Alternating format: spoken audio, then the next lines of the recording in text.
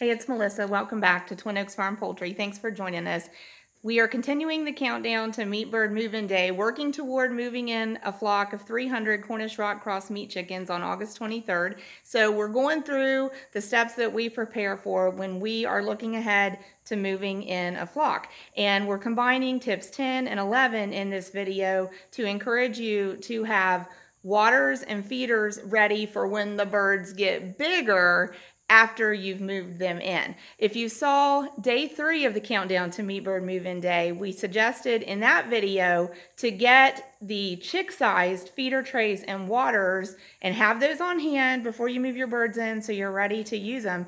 And so with tip 10 and tip 11, we're actually looking ahead about 2 weeks into the growth and production of your Cornish Rock Cross meat chickens and advising that it's a great practice to go ahead and have some bigger feeders and waters available for you to have ready to use when those birds get bigger, because it's amazing from the time they're hatchlings and their egg size to just a couple weeks into production. They're going to grow so much that they're actually going to outgrow the very first feeders and waters that you use. So it'll make managing those birds as they get bigger much more convenient for you if you also have bigger feeders and waters for them to use. And also want to let you in on, it's most likely, depending on the number of birds that you're going to have, most likely going to be to your advantage and benefit to have multiples of these supplies, more than one feeder, more than one water. And it varies by the size of the feeders and waters, how many birds those will support. But ideally, kind of think of the space that you have as far as where they can come up to the feeders and waters at those trays. Think of the space of how many birds can actually fit there. And ideally, we have enough feeders and waters in place in their pen that there's enough space for all of the birds to be able to access those things at the same time. So you kind of have to work that out in your head depending on how many birds you have.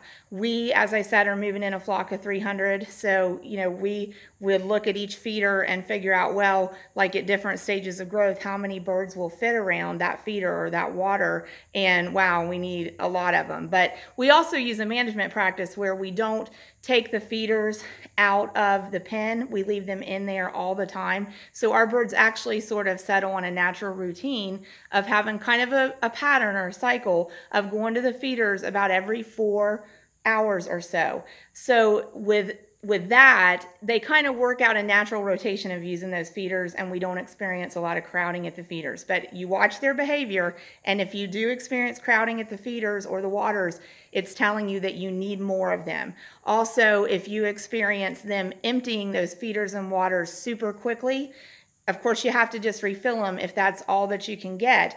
But if they're emptying them super quickly, that's also an indicator that it'd probably be to your advantage to have bigger feeders and bigger waters. So I'm going to show you some visual references for feeders and waters that we like to use here at Twin Oaks Farm in rural Southeast Ohio for our chickens. So if you saw day 3 of that countdown, of our countdown to meat bird move-in day, you would have seen chick feeder trays like this one and chick waterers like this one. And what we're recommending is that by the time the birds are definitely 2 weeks old, but usually by the time they're about 10 days old, we find that we're ready to move them into larger waterers and larger feeders.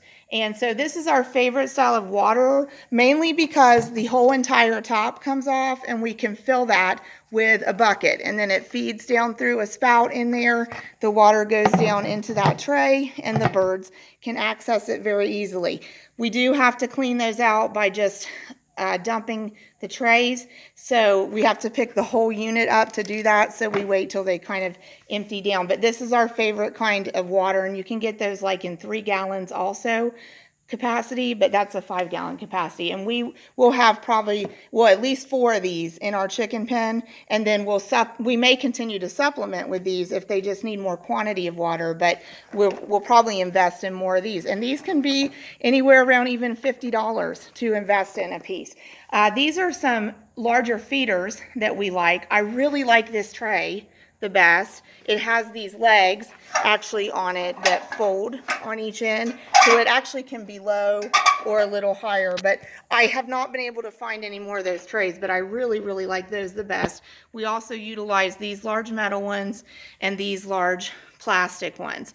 And do want to mention also, what's critical about something that is critical about your feeders and waters is that you need to keep the trays of them at the height of your bird's back as the birds grow. So as the birds get taller, you can put like scrap lumber or risers under there and just keep those the height, keep this tray the height of your bird's backs.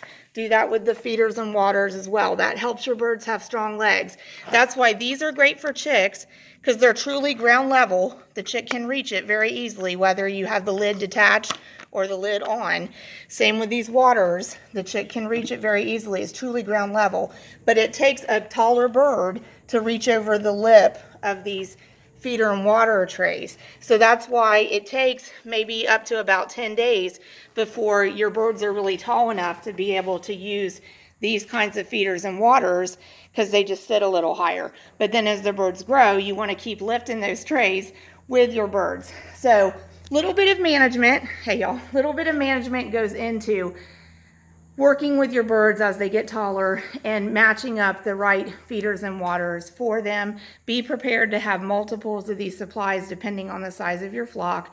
As I said, we'll have at least 4 of the big waters in with our 300 birds, probably plus half a dozen of the single gallon waters, just to keep the quantity in there that they want. And we'll have at least 8 feeders, 8 of the large feeders in our flock of 300 as they grow. So just, as I said, just monitor their behavior. If they're eating through it and drinking through it super fast, it would make it more convenient for you to have more feeders and more waters. But be prepared as they grow to go from these feeders and waters to ones more like this. And for tip 10, we advise to have those big bird feeders ready before you get your birds, and have some big bird waters ready for tip 11 before you get your birds. And just having those supplies on hand will help you be confident and prepared for keeping up with the birds as they grow, because they are going to grow quickly. Thanks for joining us. Please subscribe to Twin Oaks Farm Poultry on YouTube. God bless you.